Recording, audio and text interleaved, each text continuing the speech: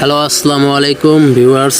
আপনারা দেখতেছেন আমি আপনাদের নতুন একটি প্রজেক্ট দেখাবো এখন, যেগুলো আমার এলাকায় বিলে কচুরিপানা হয়ে থাকে।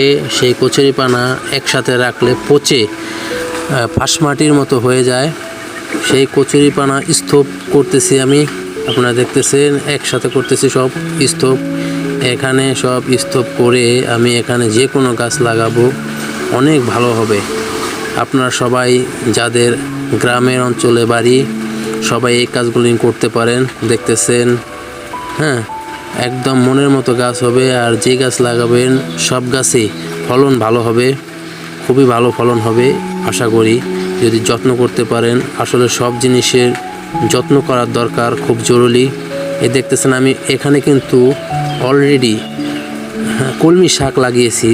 যারা কলমি শাক চিনে থাকেন তারা বুঝতে পারবেন। এই যে দেখেন কলমি শাক, কত সুন্দর কলমি শাক হয়েছে। দেখেন অনেক সুন্দর হয়েছে কলমি শাক, অনেক ভালো দেখতে। এগুলা আমরা মন মতো ব্যবহার করতে পারি।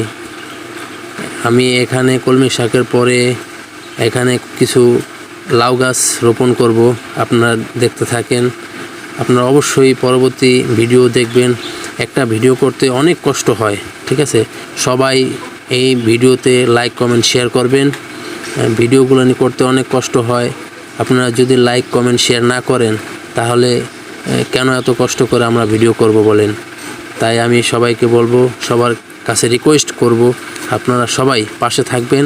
আপনাদের নতুন নতুন আপডেট ভিডিও দেখাবো, কিভাবে গাছ লাগালে সবচেয়ে সুন্দর হয়, ফলন ভালো হবে, সেই ভিডিওগুলো নিয়ে আপনাদের মাঝে উপস্থাপন করব ইনশাল্লাহ। আপনারা সবাই পাশে থাকবেন আশা করি, এবং আমার জন্য দোয়া করবেন।